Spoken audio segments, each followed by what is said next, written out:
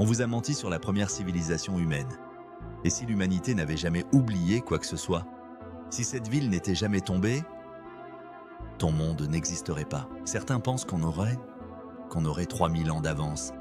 À Ur, il y a plus de 5000 ans, quelque chose de totalement inédit apparaît. L'écriture, les premiers symboles gravés dans l'argile, et ça change absolument tout. Avant ça, le savoir disparaissait avec les humains. Chaque génération recommençait presque à zéro. Mais avec l'écriture, la mémoire devient permanente. Pour la première fois, l'humanité se souvient. Des lois, des calculs, des observations du ciel. Et ça s'accumule encore et encore, sans disparaître. Et c'est là que tout devient intéressant. Parce que dans notre réalité, ce savoir a été perdu plusieurs fois.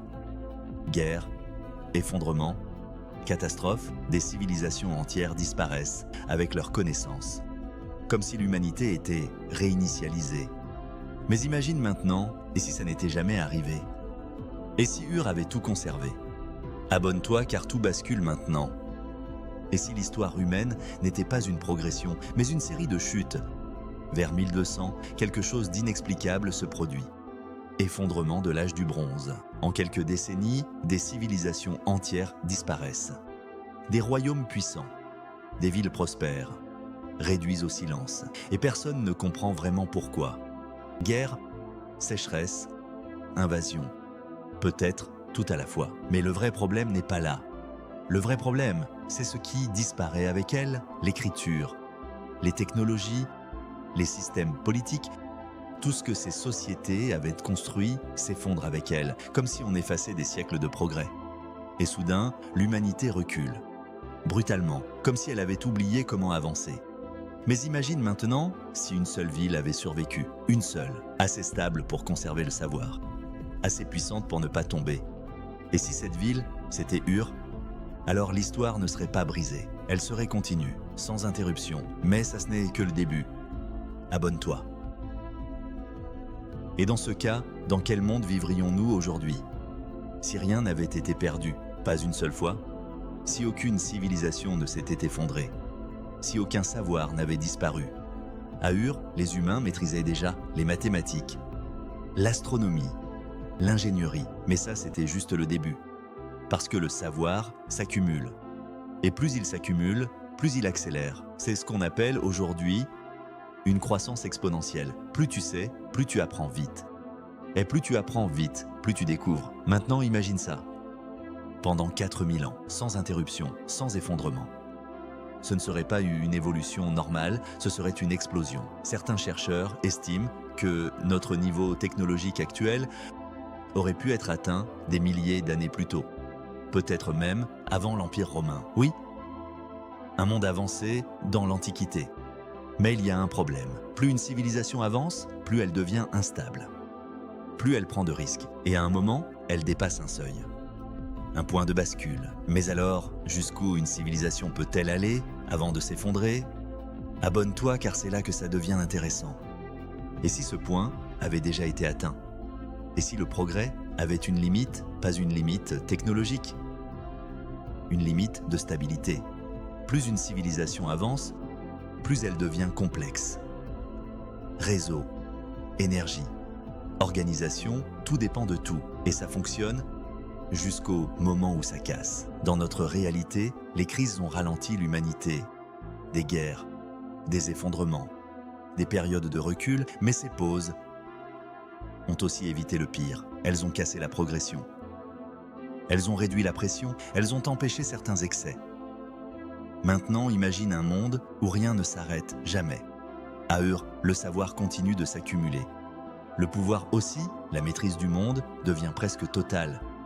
Mais plus le contrôle est grand, plus la chute est violente. Parce qu'un système parfait n'a aucune marge d'erreur. Et le moindre défaut peut tout faire basculer. C'est ce que certains appellent le point de rupture. Et c'est là que tout dérape. Abonne-toi. Mais pourquoi ces civilisations ont disparu? À un moment, ces civilisations deviennent trop avancées pour survivre. Trop puissantes pour se contrôler. Trop complexes pour rester stables. Et à partir de là, ce n'est plus une question de si, mais de quand. Alors la vraie question n'est plus « et si Ur avait survécu ?» mais plutôt combien de temps aurait-elle tenu? Et si les effondrements n'étaient pas des accidents, mais des mécanismes? Dans l'histoire, les grandes civilisations tombent, encore et encore, et à chaque fois, le même schéma. Croissance, puissance, complexité, puis rupture. Comme lors de l'effondrement de l'âge du bronze, des systèmes trop connectés, trop dépendants, qui s'écroulent d'un coup. Donc abonne-toi pour ne pas laisser ce savoir s'effondrer. Et avec eux, quand des siècles de savoir disparaissent. Sur le moment, c'est une catastrophe, mais sur le long terme, ça change tout parce que ça force l'humanité à repartir différemment. Alors peut-être que la vraie question n'est pas pourquoi les civilisations tombent, mais plutôt pourquoi certaines doivent tomber pour que les autres survivent. Et si oublier était nécessaire? On voit l'histoire comme une progression, une montée continue, vers plus de savoir, plus de maîtrise, mais la réalité est différente. L'humanité avance, puis chute, puis recommence, encore et encore. À Ur, tout aurait pu être différent, parfaitement dépendant de lui-même. Mais un monde comme ça n'a pas le droit à l'erreur, parce que quand tout est lié, tout peut tomber en même temps. Alors abonne-toi. S'il n'existait qu'une seule civilisation, notre monde disparaîtrait, sans effondrement préalable, aucune reconstruction, aucune deuxième chance, aucune autre civilisation pour rebâtir. Alors peut-être que l'histoire n'est pas une suite d'échecs, mais une suite de protection. Des limites naturelles, des freins invisibles, qui empêchent l'humanité d'aller trop loin. Trop vite, parce que sans ces limites, on ne s'effondrerait pas plusieurs fois. On s'effondrerait une seule fois, pour toujours. Alors la vraie question n'est plus « et si Ur avait survécu ?» mais plutôt « et si sa chute nous avait sauvés ?» Si cette histoire t'a plu, abonne-toi parce que l'histoire est pleine de questions comme celle-ci et on n'a pas fini de les poser. Dans la prochaine vidéo, cette reine celte a détruit Rome.